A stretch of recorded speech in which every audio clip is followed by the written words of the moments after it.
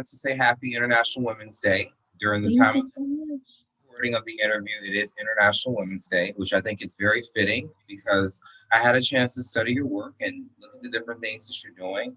And I think that today is a pretty fitting day, and I want to go ahead and get into this interview and just ask you a lot of questions about your work and the different things you do in the community and how you're making Louisiana a place of consciousness and culture, which isn't a narrative that often is associated with Louisiana when we talk about Louisiana in our community and outside of I think that's so true. Yeah. it. So the first question I wanted to ask is the question that's pretty simple, but it's meant to take you all the way back to the beginning of your journey. Where are you from? Where are you coming from? I grew up in Silver Spring, Maryland, which is right on the outskirts of Washington, D.C. I spent all my formative years there. And then I lived overseas for pretty much all of my 20s. And then when it was time to come back to the United States, I was terrified of the reentry process. And I always remember someone saying to me, well, if you're scared to go back to the US, you should go to New Orleans because it's not like the rest of the United States. And they were not wrong. So that was kind of how I landed here as sort of my gentle re-entry back to the United States. And that was 10 years ago. And I haven't left since and don't have any plans to. What were some of the places that you visited, you lived in when you were living abroad? So I was in Ireland for 6 months, and then I was in Niger in West Africa for a little bit more than 2 years. And then I spent 5.5 years living in Slovakia. And I was teaching for most of that time. Also spent some time working in pubs, trying to figure out what I was going to do with my life, but primarily teaching. And of the places that you lived abroad, what place, and I know this may be a difficult question to answer, but what place do you feel was perhaps the most memorable or the most consequential for you as a person? Because I'm in my 20s, so it would be great to kind of know what place kind of shaped you while you were living abroad in your 20s. That is such an excellent question. And of course, it's impossible to answer. And you must know that it's impossible to answer when you ask it, because it is so different, these various places that I lived. When I was in Niger in West Africa, that was my Peace Corps experience. And I have never, well, first of all, have you heard of Niger? A lot of people have just not heard of Niger. Yes, I have friends that have done Peace Corps, and I also know that Niger is in Francophone West Africa. So as a French language learner, I'm kind of know some of the French West African countries. Oh, that's wonderful. I love people who know and have heard of Niger, which is consistently, one of the poorest countries on the planet, and not a country that folks think of very often. And for me to live in kind of a tiny village in the middle of nowhere, where people did not speak French, let alone English, I think that really kind of opened my eyes not only to how vastly different corners of the planet could be, but also that I was capable of so much more than I thought I was in terms of the conditions I could live in. And also I was nowhere near where I wanted to be in terms of a global citizen. It was very humbling to get there and realize that, quite frankly, my 21-year-old self had really nothing that they could offer Nigerians except perhaps some entertainment in the form of someone who was like so culturally different from them. So now that you mention it, Niger was probably where I probably started my process of like consciousness building of what it meant to be an American, and especially be a white American. But that was something that just formed so slowly at the time that I don't think I was really conscious of the fact that was happening until perhaps like a decade later when I was able to reflect on that. Yeah, and you're right. It is impossible to answer a question like that because you really got to dig deep and think deeply about it. And there are some, experiences that we may have had when we were younger that we may not have understood the depth of until we're older and in a space where we can actually reflect. And especially when you're just dealing with even these very simple logistical things, like the fact that it was over 100 degrees pretty much all the time, and I was on very strong malaria meds. I felt like I was not my best self. And I think that's important too, is that, all the learning that we do in this world happens in the context of everything else that's kind of happening in our lives. And so like these lessons that we sort of, these academic lessons that we should learn about our place in the world, about power and privilege dynamics, they're all sort of like tempered by the various contexts in which they are taught. Well, I mean, you lived in one hot place in the world and then you moved to another. So I know that you've lived in different parts of the world since leaving Maryland, but walk me through your journey from the last international place that you lived to living in New Orleans, where you now reside. So I was living in Slovakia and I was teaching. And in a sense, I was happier than I'd been in my life. My life was very simple. And one thing about being an American who lives abroad is that you're in this position. Well, an American who lives abroad by choice, any person who lives abroad by choice, you're in this position where you don't have to fully assimilate into the country that you are living in if you don't choose to. But you also don't. There was so much about being an American that I was not forced to fully engage in. I wasn't hearing American media. I wasn't part of American cultural conversations. And at the same time, I wasn't replacing that by being part of Slovak cultural conversations or Slovak media because I didn't speak the language well enough to sort of absorb that. You know, I got all of that information like through filters from my friends and my coworkers. I knew I wanted to come back to the United States to go to graduate school. And I really had this idea that I was going to come back to the US. I was going to go to a fun place like New Orleans. And I was going to get my degree in public health and then just like turn around and go back abroad and spend as little time in the United States as possible. And I'm not going to be so trite as to say like I came to New Orleans and I fell in love with it because it's a great city, but I did not fall in love with it. It took time to be here and time to be comfortable here. But it did absolutely kind of change the way that I looked at the world and what it meant to be, again, a white person in this world and an American in this world. And finally, what it meant to invest in a community in a very real and meaningful way. And I know that you're very invested in the community in a myriad of ways. One of those ways is I know you're a teacher at New Harmony High School, and you also are the co-founder of 350 New Orleans. So I want to kind of explore your journey to starting 350 New Orleans. And I want you to kind of tell me a little bit about the organization and also about the type of things that you focus on. Sure. As you started too. So 350 New Orleans is a local chapter of 350.org, which is an international climate justice organization. That being said, our local chapter is financially and spiritually independent, like all of the local chapters are. Yes. I always like to mention that financially we are very independent because for 8 years running, we've been an all volunteer organization. And we're very, very proud of that. I never meant to start it. I meant to join an active chapter of a climate justice organization by way of finding something to do with my free time because of an intellectual interest I had in climate change and knowing that it was an important issue.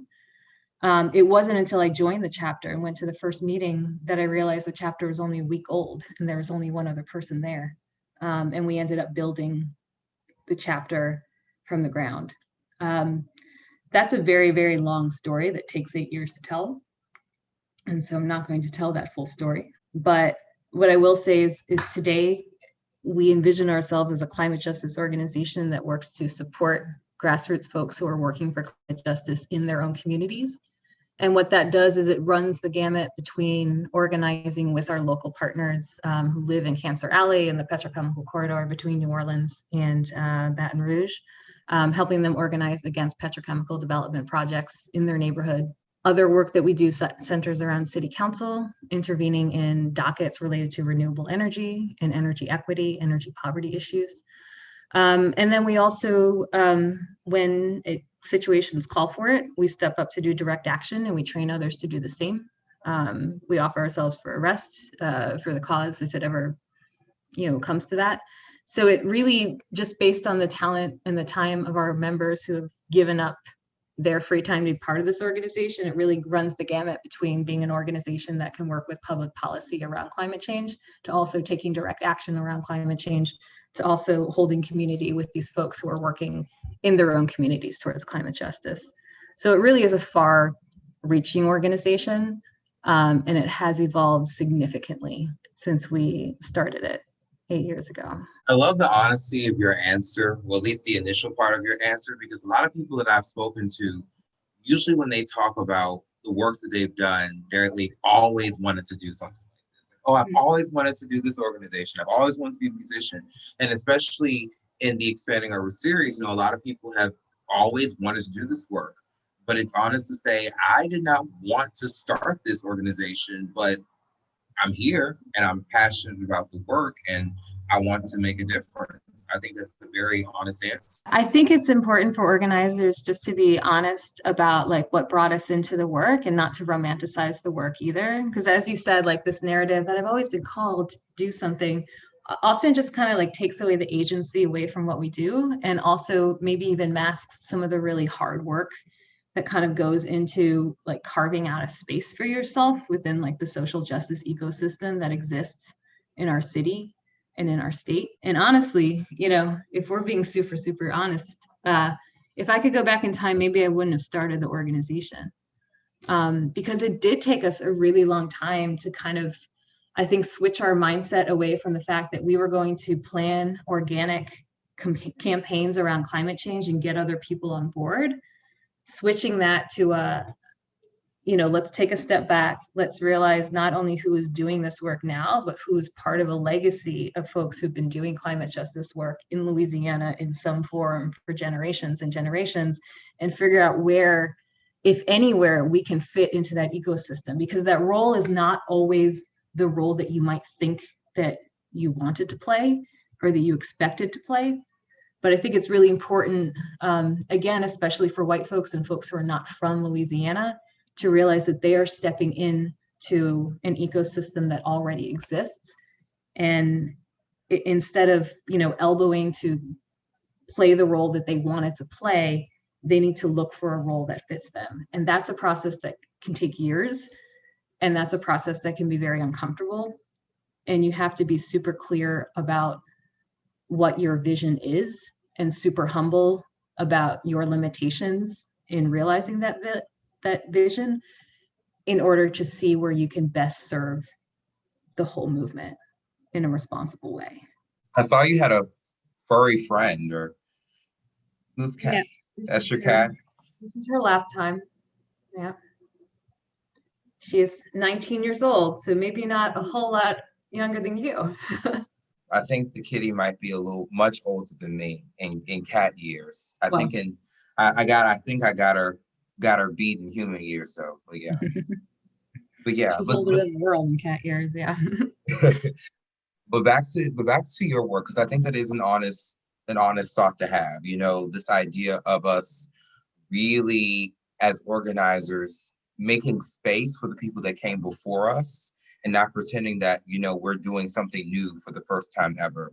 Mm-hmm. And then another thing that I really think should be kept in mind is that each community is different, because I know it must be different for you as a Marylander who also lived in other parts of the world, coming to Louisiana, which has its very unique set of environmental issues that you can't just apply an organizing and cultural understanding too. Just like I know of Maryland has the Chesapeake Bay, and I actually remember reading at UNO, about the environmental issues with the Chesapeake Bay and the watershed in that whole region, and how that was an environmental project that involved a lot of collaborations with businesses, nonprofits, industry, these different things.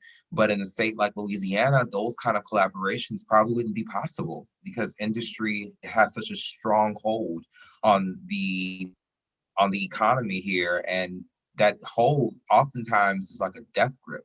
It's really interesting that you say that, and I actually want to, if I can, just like latch on to something you said earlier about like every community kind of being different and having its own circumstances, because one of the reasons why I decided I was going to stay in Louisiana and not go off to another country was this kind of like real reckoning with myself. It's like, am I really offering, with my set of skills, am I really offering anything to these other countries that can't be fulfilled by a person who actually lives in that country and knows that community better. And so my conclusion was, but I could work in the United States and I could be safe here. I could do that work responsibly here. But then living and working in Louisiana, it's the same set of issues all over again, because you realize, exactly as you said, just how vastly different any community in America is from another community, but specifically Louisiana. A very, very different set of circumstances here in Louisiana that mark us as a very sort of distinct place to live and work. And some of that is how cozy we are with industry. And then some of that is also just the fascinating cultural and ecological importance of this region that I think can't really be replicated in any other place in the United States or really in the world. I think this is just a tremendously unique and fascinating place to work. And I'm just really honored that like Louisiana took me in and allowed me to live and work here. Well, since we are talking about the work, my next question actually was in reference to the type of work that you all have been able to do, because I read your website and know you all focused on the Cancer Alley kind of environmental issue in Louisiana, and also this idea of a just transition. So I wanted to give you some time to kind of talk a little bit about what those two issues look like for you and your organization, and the type of successes and challenges that you've had in kind of facing and confronting those different issues. Mm-hmm. Yeah, and I can't always talk in like the greatest detail about that because as I'm focusing on the board now, I'm not doing as much as like the direct organizing, in that sense. But I will do my best, because I think, one of the charges that gets leveled against any environmentalists in Louisiana is this sort of like false dichotomy that if you are for climate justice and for coastal restoration, then you are against jobs. And it's just such an irritating fallacy for a couple of reasons. Obviously, no environmentalist, wants people in Louisiana to lose their jobs. Like, we don't want to kick people off of their oil rig tomorrow, but more to the point, there's really no reason why a just climate and a renewable energy economy can't exist alongside a robust economic transition for Louisiana. And it's very, very frustrating that we pretend we have this dichotomy that it's got to be planet or it's got to be jobs, and there's no way that those two can meet in the middle. Louisiana has been losing, jobs in the fossil fuel sector for years. And then when we see these projects that come to Louisiana and they brag about how many jobs they are going to create, they're really not talking about Louisiana jobs. Like, you go to a pipeline site and you look at the license plates on the cars that are parked there, you're not going to see Louisiana plates. These companies bring in their own folks from Texas, from Oklahoma. So these jobs that are created by this industry, not only do they not go to local folks, but they're in decline. So if you want to follow where, growing industries are, wind nationally is a growing industry. In fact, we produce wind turbines here in Louisiana. I mean, we don't keep them here. We ship them to other folks who are working on wind energy in other states. But we have the capability to make that a robust industry in Louisiana. We have the capability to make solar a robust industry in Louisiana. And we are not talking about it because fossil fuel companies do not want to transition, and they give a lot of money to politicians in Louisiana. I'm not telling you anything you don't know, right? No, not really. But I also have so many thoughts to react to that, as you say, latch onto. I think one thing that I think about with regards to the whole, environmentalism is killing jobs, I think it's like propaganda in a sense, because nothing happens instantly. When a solar farm doesn't just magically appear, Right. and then people don't magically get pink slips when they see a wind turbine. But I think that argument allows for people to be complacent and not making that adjustment. It's kind of like someone who's who's scared to drive. They're like, well, I'm gonna get into a car wreck. No, you're only gonna get into a car wreck if you drive recklessly. And if you do get into a car wreck, if it's not you driving recklessly, it's just gonna happen. It's called an accident. But if you are scared to drive because you're thinking immediately, oh, I'm gonna get in a car accident, or I'm scared of flying on a plane because planes crash. Well, maybe not.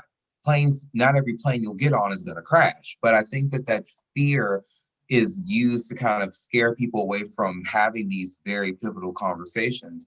And I mean, and also, I didn't even realize just how deeply flawed or even problematic the whole argument is about creating jobs at all. Because I myself was under the impression that the jobs that were created were legitimate jobs for the community. But then I began to think about the fact that if companies aren't based in Louisiana, they're not going to probably see the use in hiring people who are from Louisiana. I think about the conversation that was had in New York with Amazon.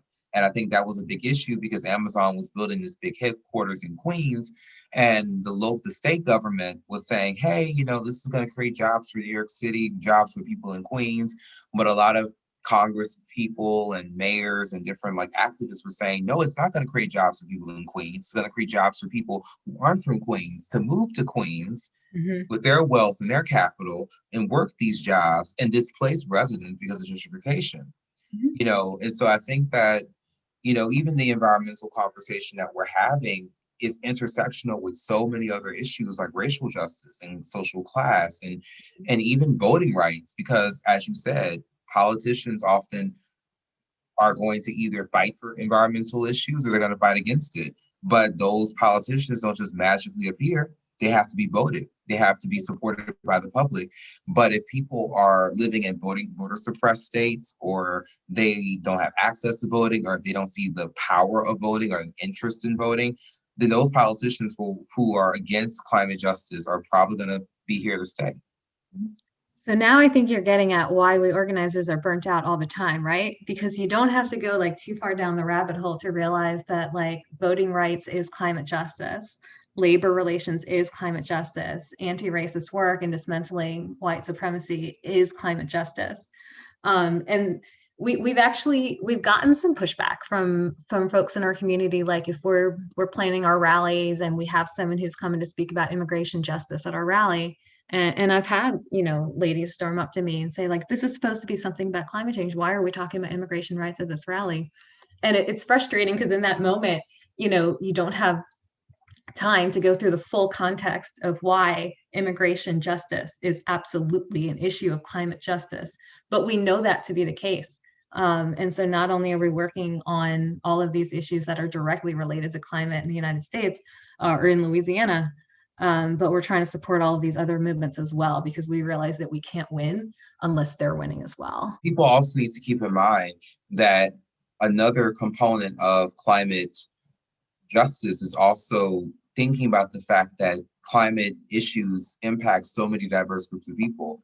Maybe not in Louisiana so much, but immigrants work in industry, and immigrants have to deal with the fact that they may have health issues because they're in coal mines, or their lives are in danger because they're on an oil rig, or they're working on a pipeline, or whatever the case might be. Immigrant communities of color oftentimes live in communities that are heavily polluted, or because of redlining and other practices, may be located right next to a highway with all the pollution from the traffic polluting their communities with these big freeways and big interstates.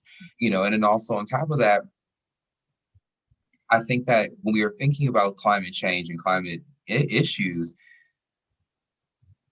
human beings are going to find a way to adapt, but the people with resources are going to adapt better than the people that don't have resources. I'm thinking about the fact that if you are living in Louisiana and you're displaced because of a hurricane, there's a big difference between someone who has a nice lake home in North Louisiana or North Mississippi that they can go to versus somebody that literally has nothing. Like I've actually spoken to people in New Orleans who left Lake Charles after Hurricane Laura, and they haven't had a home to go to since late August. And when they came to Lake Charles, some of them aren't from Lake Charles. When they were in Lake Charles, they already didn't have much. And then now they have nothing because the storm came and wiped out their whole community and their whole neighborhood. And they're still waiting on something. And I think about people who may have had resources and have been better able to navigate bureaucracy, and they may be in a better position to rebuild their homes or move to another community and start over. Same thing with Katrina. Absolutely. And I think that's one of the thoughts that like kind of keeps me awake at night. The idea of, I don't know, like an oil company executive who might live in like a gated community in Baton Rouge, and they might complain that their utility bills are going up and they're spending more on their air conditioning or whatever. But someone like that, if they chose to, they could go to their grave denying that climate change is an issue because, as you said, like they're not seeing it. It's just a completely separate reality that people live in. I wish more people would come to Louisiana and pay attention to the work that's going on here, because although we do have differences of class in Louisiana that impact who is affected, it's very difficult for anyone in Louisiana to deny that our coast is disappearing, for example. You know, you look at a map from then, you look at a map from now, you have to see the difference. And that's something I always tell to people who might live somewhere else and say, well, yeah, I believe that climate change is an issue, but I don't think it's going to be this catastrophic, you know, apocalypse that people are talking about.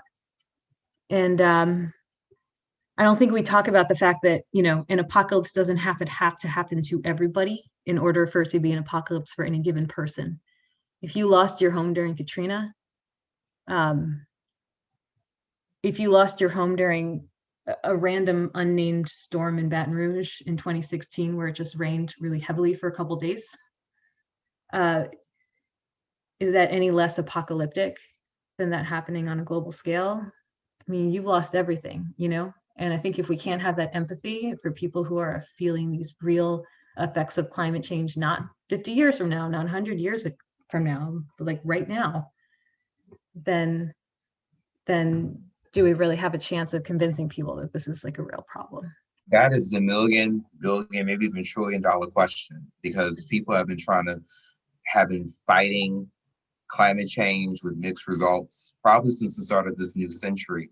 And those questions still haven't been answered with a clear-cut answer. But I also don't want to end this interview on a sad, tragic note, because these issues that we're experiencing will be issues for a while. But I also think that the best way to avoid chronic burnout that a lot of organizers face is to keep hope alive and to also find solidarity and community where you can. So I have a couple of final wrap-up questions to ask. But one question that I wanted to ask was relevant to your vision for Louisiana, because it can be daunting to think about the world, like, oh, what's your vision for the world, or even just America? But we're living in Louisiana. I am from Baton Rouge. You're living in New Orleans right now. And my question is specifically towards our community as a state. What is your vision for Louisiana as it relates to climate justice? What would you like to see from Louisiana if we are to be on the better end of climate change and climate justice and being more environmentally conscious and sustainable with our economy? So many things, but I think I'll just give the shortest and simplest answer that I can, which is that I want us all fighting on the same side of this, because there's no reason why we can't all be fighting on the same side of this. And it's, you know, it's something that I said earlier too. There's no reason for us to push this really toxic dichotomy that we've created between the economic life of Louisiana, where we have prosperous and healthy and happy citizens, and our shrinking coast, our communities. I don't know why we've created, I do know why, but from a longer view, I don't know why we have created that dichotomy, and it needs to end. we need to agree on that common set of values that everyone in the state deserves not only access to clean air and clean water, but also access to their home. Especially in a place like Louisiana, where so much of that home is sacred. I mean, you have people living in Ile de Jean Charles where they were pushed there, escaping the Trail of Tears. You have people living in these freedmen's communities along Cancer Alley, where they settled to be free people for the first time after they moved from plantations. That is a tremendous, tremendous cultural history in Louisiana that makes Louisiana unique. I don't see why we can't get on the same page about wanting to preserve that and about wanting our state to be economically prosperous with jobs that work for everybody in this state, because those jobs are out there and other states are getting them, we're not getting them. We need to be part of that conversation about a just transition, and we need to be leaders in that just transition, because we have a lot of people who are owed a lot of justice in this state, and they should be first in line to be part of that conversation and then part of that transition towards a just renewable energy economy when it happens. Because it's happening. It's happening around the world. The fact that Louisiana is behind and being left behind by our policymakers, I find that sad. And I'm sorry, you said that you wanted to make this positive, and I feel like I took that completely back in the negative direction. But I want us to be fighting on the same side towards that vision of a sustainable Louisiana. But I also don't want forced positivity either, because climate change isn't a beautiful issue. It's not like we're talking about what to wear at a party. This is climate change. This is a big issue, so it's not going to be pretty. But I also, to kind of latch on to that thought and transform it into something that may be a bit more optimistic, I think that Louisiana is a state that, if we're going to use the clothes analogy, we have a lot of nice clothes in our closet to wear, so we don't need to buy any more clothes. Because I think that with Louisiana, I mean, we have a port, one of the most important ports in America. There are a lot of conversations about international trade being an alternative to oil and chemical plants as a part of our economy in Louisiana. I mean, why invest so much in something that's environmentally problematic when you also could invest in something like international trade, which not only will bring a lot of blue collar jobs, but also white collar jobs. Because I think that Louisiana's connection to oil is less to do with this dependence on oil, but more so this desire to kind of reclaim that white collar corporate kind of presence that was present in the 80s and early 90s in New Orleans, where a lot of oil companies were in South Louisiana, and then they left to go to Houston and Dallas. So I think that historically that should also be kept in mind, that maybe Louisiana is trying to go back to that era. But the bottom line is that we just can't go back to that era. But we have an international port. We have an international port, which we definitely can upgrade and beef it up, and that can be really good for business. We have growing STEM, opportunities here. We have a vibrant culture. We can invest in the cultural economy in this state. At one point, we had a big film presence here. Film and television and entertainment could be something we invest in here, and music, natural resources. Louisiana has so much we can invest in that is environmentally sustainable, and also something that can be accessible to all people. So I don't think that the way that we're going is the only way.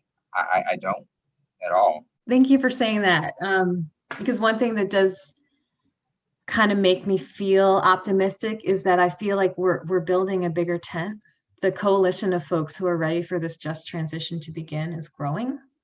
And that's been a great thing to see. And for me, kind of my greatest joy over the last year has been stepping back into a teaching role, which I thought I was leaving teaching 10 years ago, and I came back into it. But to work with these students, my students are about 15 years old, 14, 15, 16, to not only kind of introduce them to the work of some of the climate heroes that I get to work alongside and I get to call my friends, but to let those climate heroes know that there are young folks out there who are hearing their stories, and letting those students know that if they want to step into this work in whatever capacity that is, if it's not sort of directly coastal restoration or climate justice, is it being part of that renewable, economy that you're talking about? Is that stepping into trade? Is that stepping into tourism? Being able to help them make those connections, to be proud of the incredibly unique and wonderful place that they're from, and figure out what their future is in Louisiana and what role they're going to play in the future of our state. That's a very powerful and daunting role that I've been able to play recently, and hopefully have done it fairly well. It's impossible to say during a pandemic. But they're amazing. And so many people in Louisiana are amazing.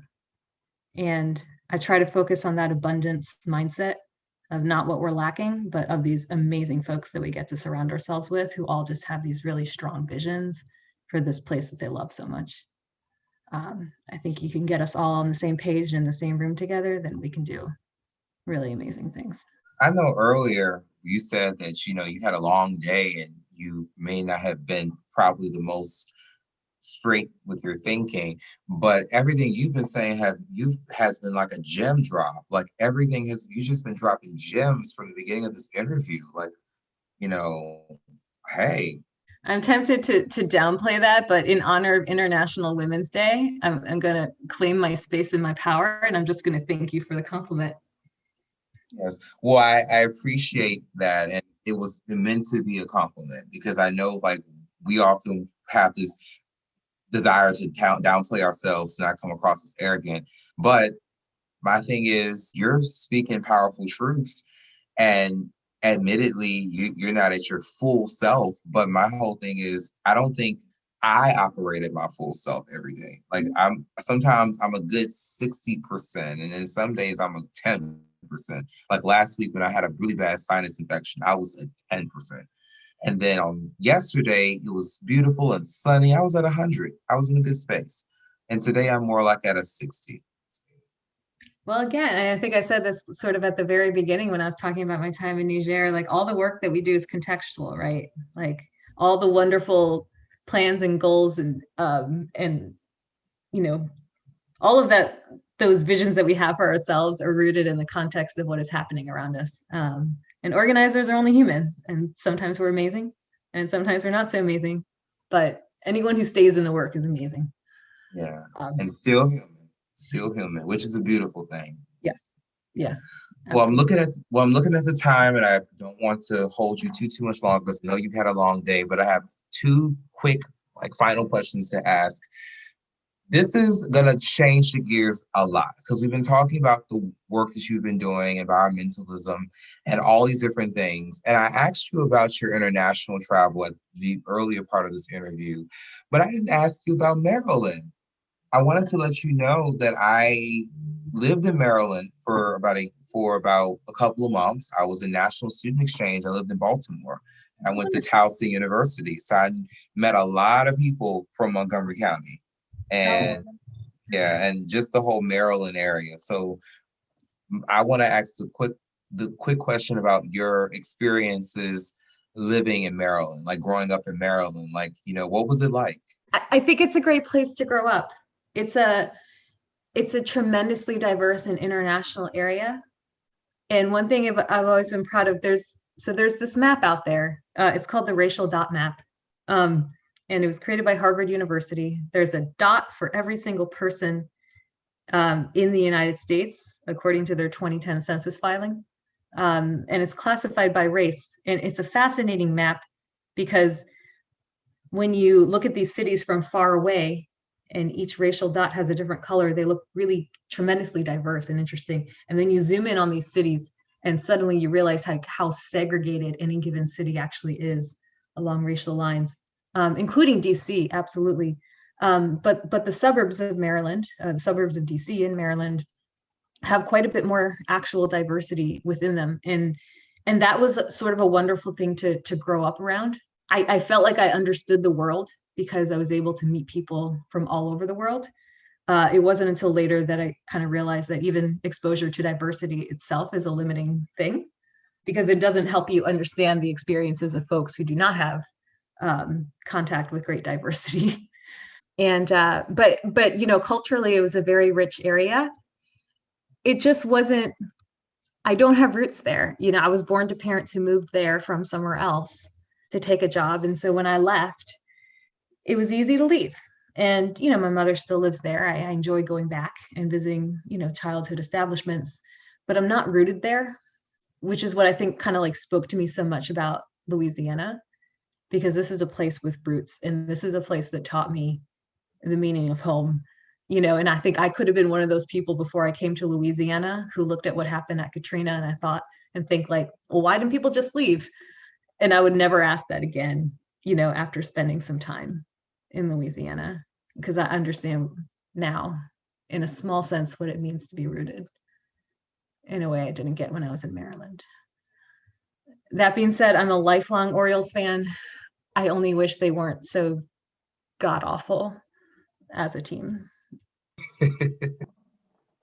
And we don't have a Major League Baseball team in Louisiana. I think the nearest one is in Texas, but so I'm just laughing. I'm just Googling and giggling right now. Giggling. I don't know why I said Googling, but giggling right now. I thought you meant you were funny. Googling the Orioles to be like, who are they? No, I know who the Orioles are. And I also know when I lived in Maryland during the football season after the Ravens won the Super Bowl. Yeah. So fall of 2013. So of course I was in Ravens and formerly Redskins. They're no longer the Washington football team. Yeah, the Washington football team. That was like the territory. Ravens, Steelers, Washington D.C.'s football team. I was a Saints fan. I was like, well, I mean, there's no rivalries, so I'm just here. Cool. I should have asked you that question at the very beginning, but I felt like it was flowing in a different way, and I went with the flow. But I definitely wanted to ask you about Maryland because, hey, I used to live in Maryland. I think it's a cool place. It was very diverse from when I visited, so I definitely 150% agree with the things you're saying about Maryland being such an international place, which is inevitable because it's near the nation's capital. We're all with diplomacy and national government, international affairs, and you know that within itself brings all these different jobs and industries because everybody wants to be near the nation's capital. So that brings people from all over. So it's very diverse. Yeah, I feel like a lot of people I know have like done kind of their stint in the DC area. A lot of people go there, you know, to build careers or to gain experience. Because I will always remember this. I'll always remember like a native Southerner friend. Well, she's from Alabama. Was lived in New Orleans for a while. We both went to a conference in DC. It was her first time there, and I asked her, you know, what do you think of DC? And she stopped and paused, and she's like, well, it's a really interesting place. I feel like everyone here is doing something, whereas in Louisiana, they're just being. And I thought that was a very interesting way to sort of classify one person's, you know, impression of the difference between those two places. The last question I have is, it may seem a bit obnoxious, but just roll with it. I'm sure you've been interviewed before, and I'm sure you've interviewed people before running a nonprofit and creating a chapter of one. So I'm sure that you've had the moment where you wish that you could have asked someone a certain question or said something that you didn't get a chance to say during an interview. And we cannot go backward. We can only go forward. But I don't want you to leave the interview feeling like you haven't had a chance to express everything you wanted to say. So what is one thing that you wanted to express that you haven't had a chance to express during the course of this interview? Or maybe some final thoughts that you'd like to kind of wrap this interview up with a beautiful bow? I guess I just want to say how much I love Louisiana, because it's as happy as I was to, you know, get into a grad program at Tulane, which was horrible, and come to New Orleans. I didn't expect to stay in Louisiana, and I did. And as I've said before, I'm just so grateful for this state, which has such an intense rooted culture, which is not my rooted culture. I'm so grateful I've been invited to live and work here, and that I've been accepted by those folks who have been doing this amazing work for generations. I feel like that's such a gift. And I also feel like I would not be a good organizer without having met some of those folks. Because until you meet people who are, their day-to-day lives are acutely impacted by this issue that you previously just thought of as an abstract notion, albeit, you know, a very bad one, until you meet and work alongside those folks, I don't think you really understand what accountability is. Working alongside some of these friends who live in Cancer Alley, I feel like once you're in terms of being part of the fight. I'm just so honored that I've been able to be part of the fight. And I don't really have any intention of walking away, because that would, in my mind, not be true to what climate justice work actually is. I just love it here. And the work is hard, but not when you work alongside great folks. That keeps it sustainable. That's my rambling final thought. It was, you may have considered a ramble, but I thought it was very powerful. And I would also like to say, to end this interview, that the whole purpose of the interview series is just to get people to think about Louisiana in a different way, both in terms of insiders who grew up here, who live here, who feel like, oh, Louisiana, we're at the bottom of every list. It sucks here. We hate it here. And then also the people on the outside that are like, oh my God, Louisiana's all this pollution and their politics are this and that. You know, this interview series is meant to answer that. I don't expect to go viral with this interview series, at least not yet. But I am very proud of this series, and I'm very proud of the fact that there are people who say, oh my God, I watched this interview, I loved it. I really enjoy watching this one and that one. And I would have to say that this interview that I've done is probably one of the very few, and this is not to discount any of the people who have been interviewed, because I am so grateful for each and every person who takes the time to talk. But I feel like this interview captures one of the very essence of expanding our roots. This idea that you came from one part of the world, you saw beauty in this community, you saw beauty in the culture, and you also saw value in contributing to this community in a way that is helping to improve it. And I hope that people who watch this interview will see someone who's from a very different part of the country, who's lived all around the world, but has chosen to come to Louisiana and invest deeply in this community and take such pride in it. And I hope that the people who are watching this who are from here, or young people who are from here, will be like, wow, you know, this person sees value in this community, so maybe I should see value in this community. Or maybe your students will be like, hey, my teacher, you know, Miss Cook, she sees value in this community. She really fights for the people here. So let me make sure I'm also fighting for the people here too. I think that this interview definitely captures the essence of what I'm trying to accomplish in this interview series. Absolutely. Well, thank you so much for saying that. It's a good reminder to me too, because I try to tell my students as often as I remember, like, y'all are amazing, resilient folks from an amazing and resilient place. And sometimes I feel like I should make a point to tell them that every day, because, yeah, I mean, thank you for everything you said. I do love it here, and I do try to exist here responsibly. And your project is great. I have read about it, and I was excited to hear from you.